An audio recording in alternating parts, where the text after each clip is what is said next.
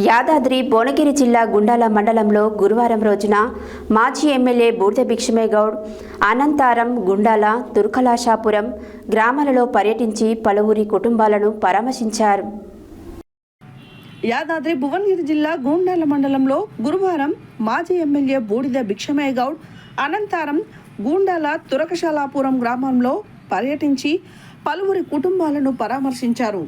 మండల కేంద్రంలో press meet నిర్వహించిన మాజీ ఎమ్మెల్యే బూడిద భిక్షమయ్య గౌడ్ మాట్లాడుతూ, కాంగ్రెస్ ప్రభుత్వం రైతులకు 2 లక్షల రుణమాఫీ చేస్తానని అనేకమైన ఆంక్షలు పెట్టి కొంతమందికే రుణమాఫీ వర్తింపచేశారని అన్నారు. ఎన్నికలలో అనేకమైన హామీలిచ్చి ప్రజలను మోసం చేశారని అన్నారు. ప్రస్తుత ప్రభుత్వంలో యూరియా కొరతలు రైతులను ఎంతో ఇబ్బంది పెడుతున్నారని అన్నారు. ఈ కార్యక్రమంలో మాజీ జెడ్పీటీసీ మందడి రామకృష్ణారెడ్డి, సీనియర్ నాయకులు మద్దుల బాలరెడ్డి, గిరి, కత్తుల శ్రీను, దుడక ఉప్పలయ్య, శ్రీశైలం, చెన్నప్పారెడ్డి తదితరులు పాల్గొన్నారు.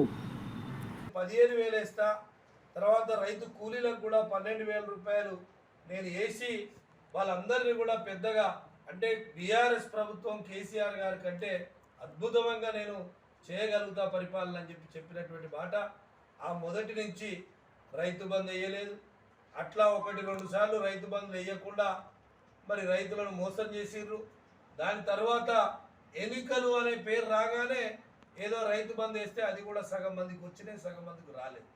తర్వాత రైతు రుణమాఫీ ఎమ్మటే డిసెంబర్ 9 అయిపోగానే ఇమ్మటే పోయి 2 లక్షల రూపాయలు మీరు రుణమాఫీ చేస్తా అని చెప్తే రైతులు నిజంగా కూడా ఆనాడు ఆశపడ్డారు. అరే 2 లక్షల రూపాయలు రుణమాఫీ జరుగుతుందేమో అని చెప్పి మరి కొంత బ్యాంకులలో తక్కువ ఉన్నా కానీ మళ్ళీ పోయి అప్పులు తెచ్చుకొని 2 లక్షల రుణమాఫీ అవుతుంది అని చెప్పి ఓట్లేసారు.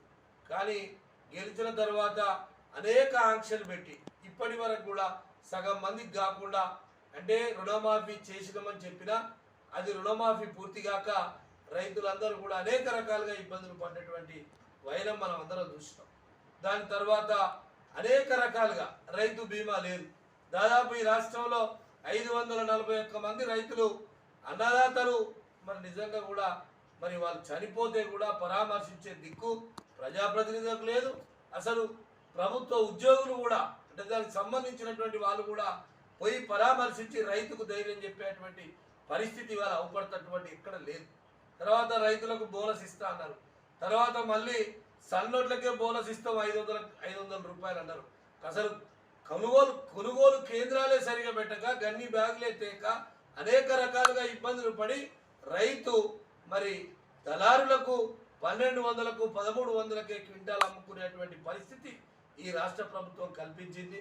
ఇప్పుడు ఏమైనా ఎలక్షన్లు రాగానే అన్ని గుర్తొస్తాయి. ఎలక్షన్లు రాగానే ఏదైనా రైతు గుర్తొచ్చినట్టుగా యాక్షన్ చేయడమే తప్ప ఇవాళ రైతులకు యూరియా కొరత అయిపోయి మళ్ళా వెనుకట ఏదైతే రోజులు వచ్చినాయో ఆ రోజులలో చెప్పులు కానీ తర్వాత పాస్బుక్లు కానీ లేకుంటే ఏదైనా గుర్తులు పెట్టి ఆడ పడిగాపులు కాయాల్సిన పరిస్థితి ఏర్పడ్డది. ఇవాళ అనేక పేపర్లలో చూస్తూ ఉంటే అన్ని జిల్లాలలో పాపం ఒక పక్క రైతులకు వర్షం పడుతుంది, వర్షంలో తడుచుకుంటూ మరి పంటకు దిగుబడి రావాలంటే ఎరువులు వేయాలి, యూరియా రావాలనే దాని మీద అనేక రకాలుగా ఇబ్బందులు పడిగాపులు పడుతూ ఉన్నటువంటి రైతులకు యూరియా సక్రమంగా లేదు. కానీ గొప్పలు చెప్తా ఉన్నారు ఏదంటే నేను అన్ని చేస్తా అని చెప్పి అబద్ధం మాటలు తప్ప ఏ ఒక్కటి కూడా అంటే నేను ఇది పూర్తి చేసిన అనేది కూడా లేదు. ఏదైనా ఆరంభ శూరత్వం చేయటం, దాని మధ్యలో వదిలిపెట్టడం, రకరకాలుగా మోసం మాటలు చెప్పడం, లేకుంటే మరి కేసీఆర్ గారిని అనేక రకాలుగా తిట్టాలనే ఒక కోరిక తప్ప ఆయనకు వేరేది పరిపాలన చేయాలనే లేకుంటే తెలంగాణలో అన్ని వర్గాలను కాపాడాలనే ఆలోచన, సోయి, జ్ఞానం అది ఏది కూడా రేవంత్ రెడ్డికి లేదు.